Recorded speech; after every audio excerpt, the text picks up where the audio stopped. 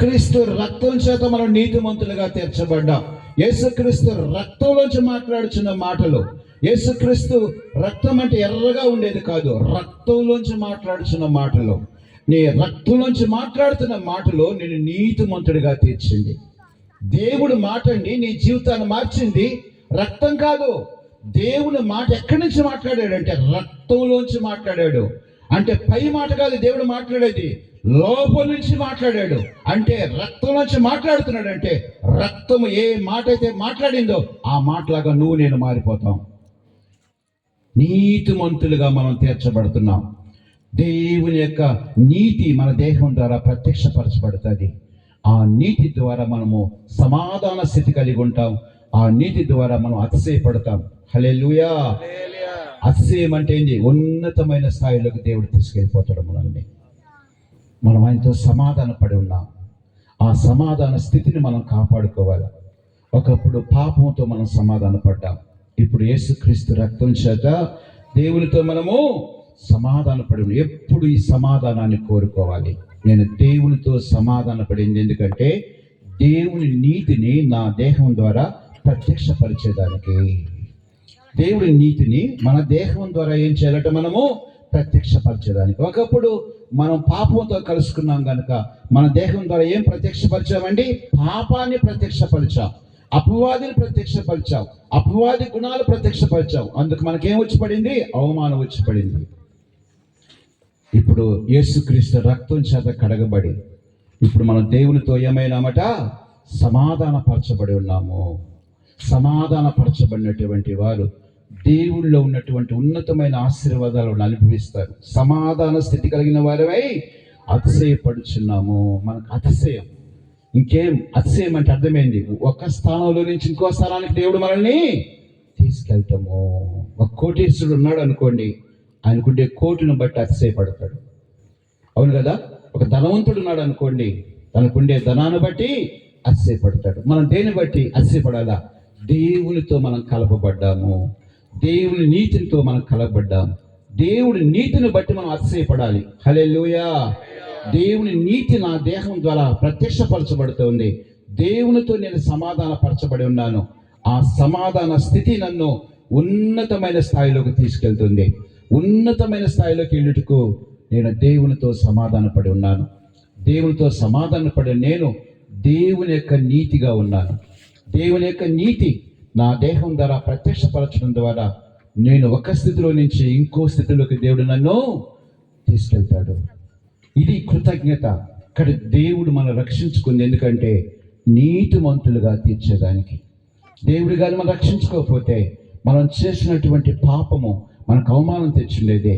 దేవుడు మనం రక్షించుకోవటం ద్వారా మనం యేసు రక్తం చేత పాప క్షమాపణ పొంది దేవునితో సమాధానపరచబడిన వారంగా నీతిమంతులుగా తీర్చబడి ఆ నీతిని బట్టి మనము ఉన్నతమైన స్థాయిలోకి మనము వెళ్ళుటకు ఒక మార్గం దొరికింది. మనకి ఒక ఉన్నతమైన స్థాయిలోకి తీసుకెళ్ళుటకు మనము యేసుక్రీస్తు రక్తం చేత కడగబడి యేసుక్రీస్తు ద్వారా మనం దేవుడితో సమాధానపరచబడినటువంటి వారమై ఉన్నాం. ఈ జీవితాన్ని మనము చివరి వరకు మనం కాపాడుకోవటం ద్వారా ఒక్క స్థితిలో నుంచి మనము ఇంకో స్థితిలోకి దేవుడు మనల్ని ఏం చేస్తాడట? తీసుకొస్తాడు.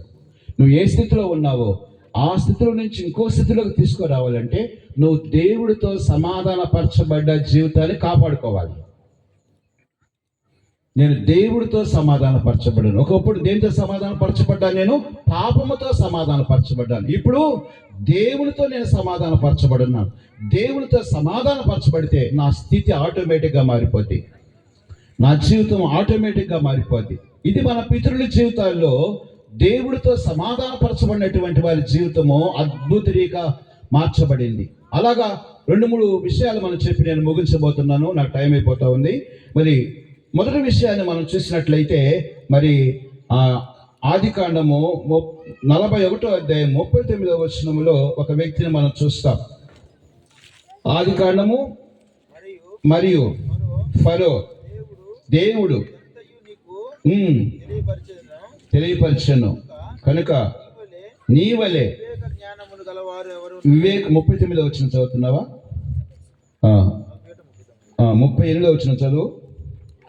అతడు సేవకులను చూసి ఇతని వలె దేవుని ఆత్మగల మనిషిని కనుగొనగలమా? చాలు. ఇక్కడ రాజు అంటున్నాడు, యోసేపుని చూసి ఇతని వలె దేవుని ఆత్మగల మనిషిని కనుక్కోలేము. అంటే ఇట్లాంటి వ్యక్తి మన దేశంలో ఎక్కడా కూడా లేడు. యోసేపులో ఒక దైవత్వాన్ని రాజు చూశాడు, దేవుని ఆత్మగల మనుషుడు. కాబట్టి ఈ భూమి మీద మనము ఏ నిదర్శనం కలిగి జీవించాలంటే దేవుని ఆత్మగల మనుషులు. మనము దేవుని ఆత్మగల మనుషులు ఎప్పుడైతే మనం ప్రత్యక్షపరచబడతామో ఆటోమేటిక్గా ఈ యొక్క యోసేపు ప్రధానమంత్రి స్థాయిలోకి వెళ్ళిపోయాడు. దేని బట్టి? దేవునితో ఐక్యపరచబడుతున్నాను బట్టి. దేవుని ఆత్మగల మనుషుడు అని చెప్పి యోసేపు దేశానికి ప్రధానమంత్రి అయ్యాడు. యోసేపులో ఏ నిదర్శనాన్ని చూశాడు రాజు అంటే, యోసేపు దేవుని ఆత్మగల మనుషుడు. మనము యేసుక్రీస్తుని అంగీకరించిన మనము, బాప్తిసం తీసుకున్న మనము, మనలో ఏమి జరిగింది అనేది మనం చూసినట్లయితే గలతీయులకు రాసిన పత్రిక 3వ అధ్యాయము 27వ వచనంలో యోసేపు ఏ విధంగా దేవుని ఆత్మగల మనుషుడు, మనం కూడా దేవుని ఆత్మకు సంబంధించిన వాళ్ళమని గలతీయులకు రాసిన పత్రిక 3వ అధ్యాయము 27వ వచనంలో మనం చూస్తాం. గలతీయులకు రాసిన పత్రిక 3వ అధ్యాయం 27వ వచనం, క్రీస్తు యేసునందు బాప్తిసం పొందిన మీరందరూ, క్రీస్తులోనికి బాప్తిసం పొందిన మీరందరూ ఎవరు ధరించుకున్నారు? క్రీస్తుని ధరించుకుని ఉన్నారు. మీరు దేవుని ధరించుకుని ఉన్నారు. అక్కడ యోసేపు ఒక్కడే దేవుని ధరించుకున్నాడు, ఆయన ప్రధానమంత్రి అయ్యాడు. ఇప్పుడు మనము క్రీస్తులోనికి బాప్తిసం పొందిన మనమందరం ఎవరిని ధరించుకున్నాము? క్రీస్తుని దేవుణ్ణి ధరించుకుని ఉన్నాం. దేవుని మనం ధరించుకున్నాం. మనము నేను ఏ వస్త్రాలు ధరించుకున్నానో దాని విషయం నేను శ్రద్ధ కలిగి ఉండాలా. నేను ఏ వస్త్రాలు ధరించుకున్నా, నల్లయా తెల్లయా? ఈ తెల్ల వస్త్రాలు వేసుకునేవాడు ఎలా ఉండాలి? ఎక్కడంటే అడుగు కూర్చోకూడదు. ఎందుకని? నల్ల వస్త్రాలు వేసుకున్నాడు అయితే ఎక్కడంటే అడుగు కూర్చుంటే అడ్జస్ట్ అయిపోతే. నేను తెల్ల వస్త్రాలు వేసుకో ఉన్నాను, నేను క్రీస్తుని ధరించుకున్నాను. నా మాటలు వేరుగా ఉంటాయి, నా చూపులు వేరుగా ఉంటాయి, నా ఆలోచనలు వేరుగా ఉంటాయి, నా సావాసం వేరుగా ఉంటుంది, నా బుద్ధులు నా లక్షణాలు వేరుగా ఉన్నాయి. ఎందుకు? నేను దేవుణ్ణి ధరించుకుని ఉన్నాను. బాప్తిసం తీసుకున్నటువంటి మనం అందరం ఎవరిని ధరించుకున్నామంటే క్రీస్తుని ధరించుకుని ఉన్నాము. అది కృతజ్ఞత. ఆ జీవితాన్ని కాపాడుకుంటే ఆ జీవితం నిన్ను ఉన్నతమైన స్థాయిలోకి తీసుకెళ్తుంది. యోసేపు ఆ జీవితాన్ని కాపాడుకున్నాడు.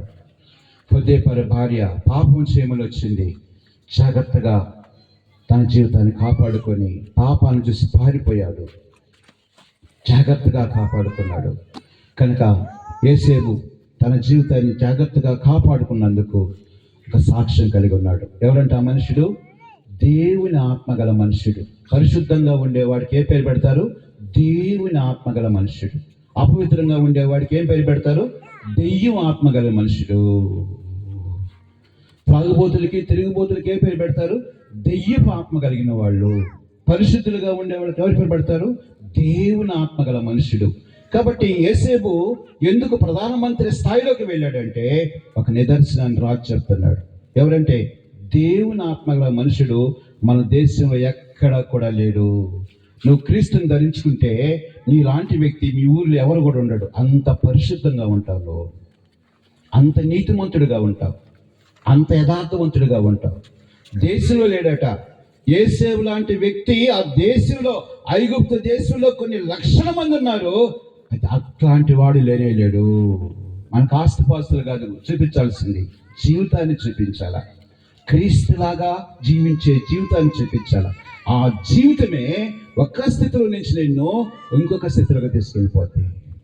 యోసేపు బానిసగా వచ్చినటువంటి యోసేపు ఒక దేశానికి ప్రధానమంత్రి అయి 80 సంవత్సరాలు ఆ దేశాన్ని పరిపాలన చేశాడంటే కారణం అతనికి ఒక నిదర్శనం ఉంది. దేవుడు ఆత్మగల మనుషుడు. నువ్వు బాప్తిసం తీసుకున్నావు, క్రీస్తుని ధరించుకున్నావు. ఆ నిదర్శనం ఉందా నీకు? నేను క్రీస్తుని ధరించుకున్నాను, నేను పరిశుద్ధుని ధరించుకో ఉన్నాను, యథార్థవంతుని ధరించుకో ఉన్నాను, నీతిమంతుని ధరించుకో ఉన్నాను, కళంకం లేని మచ్చ లేనటువంటి యేసు క్రీస్తుని ధరించుకుని ఉన్నాను. ఆ నిదర్శనం ఉందా నీకు?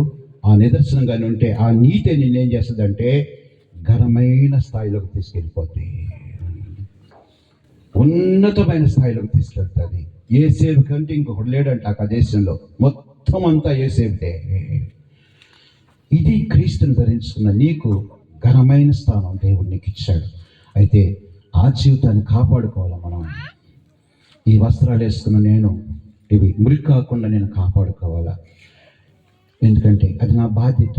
నేను ఈ వస్త్రాల మీద పెంట కొట్టుకొని బురద పూసుకొని కందిని పూసుకొని పోయి కనపడతా ఉంటే ఎదురికి బుద్ధి జ్ఞానం లేనట్టుంది, తెల్ల వస్త్రాలకు విలువ లేదని చెప్పి ఆ వస్త్రాలు సరి చేసి అందరూ కూడా ఆశ్రయించుకుంటారు. క్రీస్తుని ధరించుకున్న నీవు క్రీస్తులాగా ఉండకపోతే ఎందుకు వీళ్ళు దేవుణ్ణి నమ్ముకోవటం, అసలు వీళ్ళు చర్చికి వెళ్ళేదని చెప్పి నీ ముందు అనకపోయినా వెనక తిడతానే ఉంటారు నిన్ను.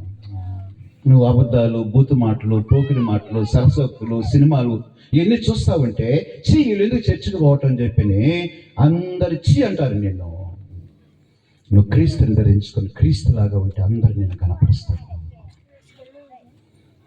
కనుక మనం క్రీస్తుని కలిగినటువంటి మనము ఘనపరచబడే జీవితం మనకి ఇవ్వబడింది. దేని ద్వారా?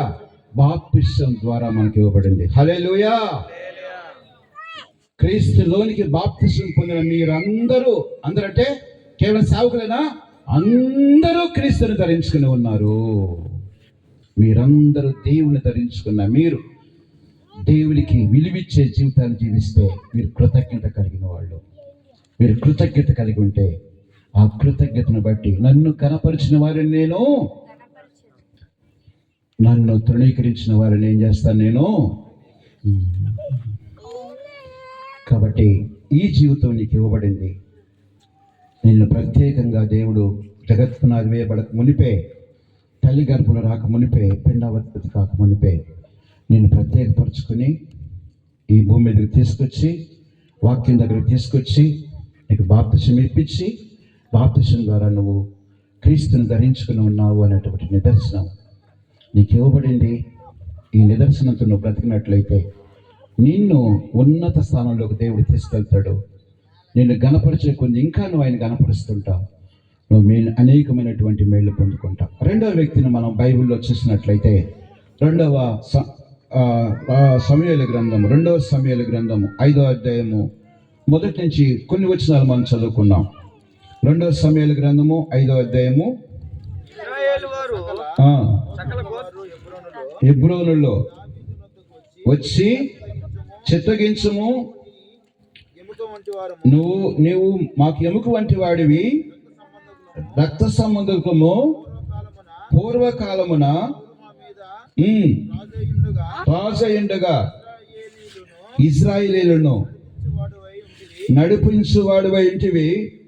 ఇప్పుడు నీవు ఇశ్రాయేలును బట్టి పాలించి ఉండువని యెహోవా నిన్ను గురించి చాలు. సకల గోత్రాల వాళ్ళు వచ్చి దావీదుని గురించి చెప్తున్నారు. యెహోవా నిన్ను గురించి సెలవిచ్చాడు, నువ్వు అభిషేకించబడినవాడివి, అధిపతివి, నువ్వు ఇశ్రాయేలు మీద రాజు అవుతావని చెప్పి సకల గోత్రాల వాళ్లకు దేవుడు తెలియజేశాడట. హల్లెలూయా. ప్రజల గురించి మనం చెప్పుకోకూడదు, కానీ మన గురించి దేవుడే ప్రజలకు చెప్తాడు. దావీదుని గురించి ప్రజలకు చెప్తున్నాడు దేవుడు. మనం దేవుని ఆత్మ గల మనుషులమైతే మన గురించి దేవుడే సాక్ష్యం ఇస్తాడు. హల్లెలూయా. దావీదుని గురించి ఇశ్రాయేలు గోత్రాల వరకు దేవుడు ఏం చేస్తున్నాడట? సాక్ష్యం ఇస్తున్నాడు. ఏమని? నీవు ఇశ్రాయేలు బట్టి నా జనులను పాలించి వారి మీద అధిపతివై ఉందని యెహోవా నిన్ను గురించి సెలవిచ్చి ఉన్నాడని చెప్పి. ఎవరి గురించి అండి? దేవుని ఆత్మ గల మనుషుల గురించి దేవుడు సాక్ష్యం ఇస్తాడు. నువ్వు దేవుని ఆత్మ కలిగిన వ్యక్తివైతే నీ గురించి దేవుడు సాక్ష్యం ఇస్తాడు. దురాత్మ కలిగిన వ్యక్తివైతే దేవుడు సాక్ష్యం ఇస్తాడు. దావీదుని గురించి సకల గోత్రాల వరకు దేవుడు సాక్ష్యం ఇచ్చాడు. అందుకని వాళ్ళు వచ్చి దావీదుని అభిషేకం చేశారు, రాజుగా ప్రతిష్ఠించారు. కనుక మనము ఒక స్థితిలోంచి ఇంకో స్థితిలోకి తీసుకెళ్లేది దేవుని ఆత్మ. దావీదులో ఉన్నటువంటి దేవుని ఆత్మ ఒక స్థితిలో నుంచి గొర్రెల కాపురగా ఉన్నటువంటి దావీదుని తీసుకెళ్ళి రాజుగా ప్రతిష్ఠింపచేసింది. కాబట్టి నీ స్థితి, నీ జీవితము చాలా తక్కువగా ఉండొచ్చు, కానీ నువ్వు దేవుని ఆత్మతో కలపబడిన తర్వాత దేవుడు నీ గురించి ప్రజలతో మాట్లాడితే ప్రజలే వచ్చి నువ్వు ఈ స్థానంలో కూర్చొని చెప్తారు. సకల గోత్రాల వాళ్ళు వచ్చి దావీదును రాజుగా ఉండమని చెప్పి బతిమాలుకుంటున్నారు. కనుక నిన్ను ఒక స్థితిలో నుంచి ఇంకో స్థితిలోకి తీసుకుపోయి దేవుడు అనే సంగతి తెలుసుకుంటే నువ్వెప్పుడు కూడా దేవుని ఆత్మకు నివాసస్థలంగా ఉంటావు. దేవుని ఆత్మకు నివాసస్థలంగా ఉన్నప్పుడు నీ స్థితిని, నీ స్థాయిని దేవుడు ఖచ్చితంగా మారుస్తాడు. మూడో విషయాన్ని మనం చూసినట్లయితే మరి మత్తయి సువార్త 3వ అధ్యాయము 18వ వచనం మనం చూద్దాం. మత్తయి సువార్త 3వ అధ్యాయం 18వ వచనం.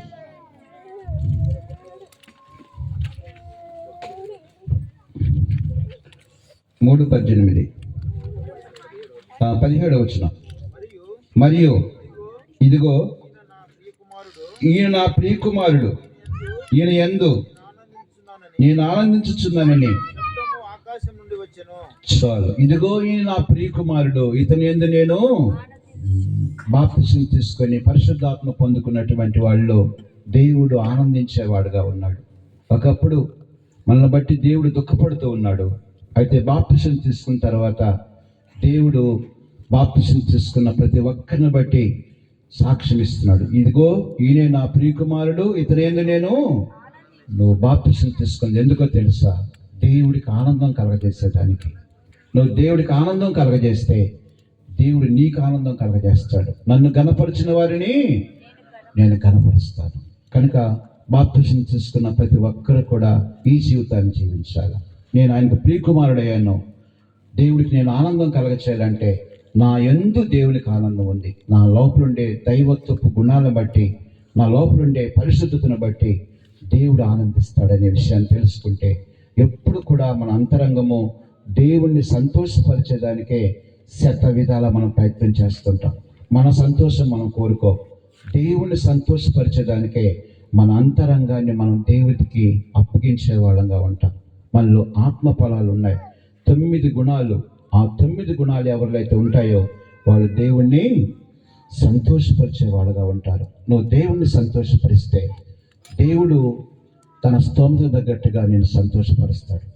దేవునికి దుఃఖం కలగజేస్తే నేను సంతోషపరచలేడు, కానీ దేవునికి సంతోషం కలగజేస్తే నిన్ను ఉన్నత స్థాయిలోకి దేవుడు తీసుకెళ్తాడనే విషయాన్ని, మూడో విషయాన్ని మనం విన్నాం. మొదటిది ప్రధానమంత్రి స్థాయిలోకి తీసుకెళ్ళాడు, రెండవది రాజు స్థానంలోకి తీసుకెళ్ళాడు, మూడవది నువ్వు దేవుణ్ణి సంతోషపరిస్తే నిన్ను ఆయన ఏం చేస్తాడట? సంతోషపరుస్తాడు. చివరి మాట చెప్పి నేను ముగించబోతున్నాను. మరి 1 కొరింథీ రాసిన పత్రిక 3వ అధ్యాయము 16-17 వచనాలు.